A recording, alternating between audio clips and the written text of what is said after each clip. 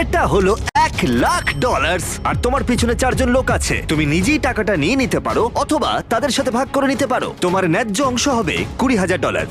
কিন্তু যদি তুমি চাও পুরো 1,00,000 নিতে পারো, তাহলে বাকিরা কিচ্ছু পাবে না। বলো আমাকে তুমি কি চাও।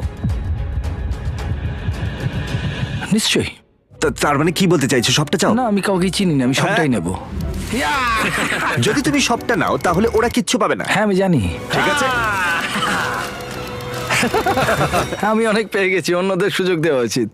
কিভাবে এটা আমি রাখবো? হ্যাঁ, সব চলে যাবে। এই 4,000-এর মধ্যে তুমি কতটা চাও? 0। কি? মাত্র $4,000 বাকি আছে দেখে তোমার কেমন লাগছে? মানে মানুষটা সত্যি খুব লোভী। তোমার পরে দুজনের কেমন লাগবে বলে তুমি মনে করো? তাহলে আর 1,000 রইলো। আমি 500 নেব। এটা ন্যায্য? হ্যাঁ। তোমার আগের 4 জন তোমার জন্য $500 রেখে দিয়েছে।